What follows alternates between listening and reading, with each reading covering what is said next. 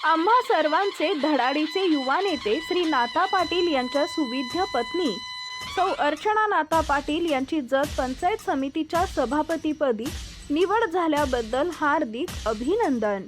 शुभेच्छुक माननीय श्री रवींद्र मधुकर शिंदे, ज्येष्ठ सामाजिक कार्यकर्ते तिप्पेहळ्ळी व सौ मनीषा रवींद्र शिंदे, माजी सरपंच तिप्पेहळ्ळी ग्रामपंचायत व सर्व रवींद्र शिंदे मित्र परिवार तिप्पेहळ्ळी तालुका जत.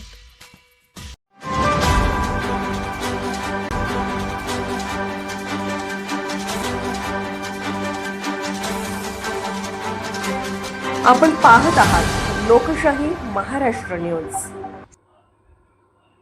जत तालुक्यात आमदार गोपीचंद पडळकर यांच्या विधानसभेतील विधानाची तालुक्यासह जिल्ह्यात जोरदार चर्चा.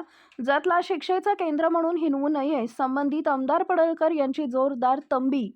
सध्या अधिवेशनाची लगबग सुरू असून आमदारांसह अनेक मंत्री मुंबईच्या विधानसभेत आपापल्या मतदारसंघातील अडीअडचणी लक्षवेधी रूपात मांडत असल्याचं चित्र पाहावयास मिळत आहे. चालू असणाऱ्या अधिवेशनाच्या कालच्या सत्रात जतचे विद्यमान आमदार गोपीचंद पडळकर यांनी जत तालुक्याला अधिकाऱ्यांसाठी शिक्षेचं केंद्र म्हणून ओळखलं जातं, यावरून चांगलाच मुद्दा व खडा सवाल अधिवेशनात उपस्थित केला. अलीकडच्या काळात जत तालुक्याला निष्क्रिय अधिकाऱ्यांकरिता पाण्याची काळ्या शिक्षा म्हणून जत इथं नेमून जत तालुक्यावर अन्याय होत असल्याची प्रश्नाद्वारे टीका केली.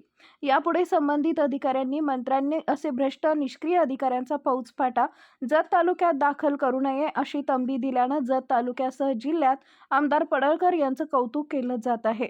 यापुढे जत तालुक्यात पारदर्शी काम करणाऱ्या अधिकाऱ्यांना नेमून खुंटलेला जतचा विकास गतिमान करावा असा मुद्दाही त्यांनी उपस्थित केला. एकंदरीत अधिवेशन काळातील अकार्यक्षम अधिकाऱ्यांच्या विरोधातील हे विधान भावी काळात उत्तम अधिकाऱ्यांनी परिपूर्ण होईल का, याकडे सर्व तालुक्यांचं लक्ष लागून राहिलंय. जत तालुक्यामध्ये काही अधिकारी दिले जातात. जो कोणी अँटी करप्शनला सापडला पाठवा त्याला जतला. जो कोणी दारू पितोय नोकरी येतलाय शिक्षा म्हणून त्याला पाठवा जतला. जो कोणी आगाऊपणा करतोय तक्रार आली पाठवा जतला. माझी विनंती आहे तुम्हाला, जत काही काळ्या पाण्याची शिक्षा देण्याचं ठिकाण नाही. अधिकाऱ्यांनी इथून पुढे कुठलाही असा चुकीचा अधिकारी जतला पाठवू नये. तिकडे कुठं तुम्हाला पाठवायचं तिकडे पाठवा. जत हे काही शिक्षेचं केंद्र नाही. जत मध्ये लोक पिचलेले आहेत, गरीब आहेत, कष्टाळू आहेत. 35,000 लोक ऊस तोडीला जातात. 30-40,000 लोक मुंबईमध्ये माथाडीचं काम करतात. 100-100 किलो पोती खांद्यावरती वाहतात. इथले माथाडीचे पुढारी त्यांचं कमिशन खातात.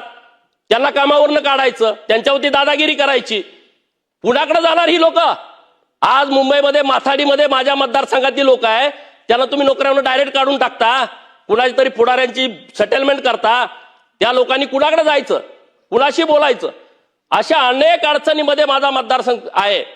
पण मला विश्वास आहे, मी जतच्या लोकांना शब्द दिलाय, 2029 पर्यंत निसर्गानं तर जतवर अन्याय केलाय, पण प्रस्थापित व्यवस्थेने जो अन्याय केलाय तो 5 वर्षामध्ये दूर करण्याचा शब्द मी त्या लोकांना दिलाय. अध्यक्ष महोदय, माझी तुम्हाला विनंती आहे, आपल्या माध्यमातून सरकारला तुम्ही सूचना द्या. या जिल्ह्यामध्ये प्रस्थापित व्यवस्थेने प्रचंड अन्याय केला.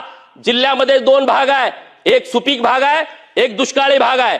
सुपीक भागातल्या पुढाऱ्यांनी 20-20, 30-30 वर्ष या राज्यात मंत्रिमंडळामध्ये काम केला, परंतु त्या जतला कुठला कारखाना दिला नाही, जतला कुठली MIDC दिली नाही. या माझ्या सरकारनं 2000 एकरामध्ये MIDC मंजूर केली आहे. सरकारकडे माझी विनंती आहे की दावोस मध्ये जे करार झाले 30 लाख कोटीचे, त्यातला एक मोठा इंटरनॅशनल कंपनीचा प्रोजेक्ट तुम्ही माझ्या जतला द्या. त्या कंपनीला आम्ही सहकार्य करू. 2000 एकर जमीन टेबल फिश लँड आहे, ती जमीन आम्ही सरकारला त्या कंपनीला उपलब्ध करून देऊ. माझ्या तालुक्यातल्या 10-20 हजार लोकांना काम जाग्यावर. लोकशाही महाराष्ट्र न्यूज चॅनलला लाईक करा, शेअर करा आणि सबस्क्राईब करा.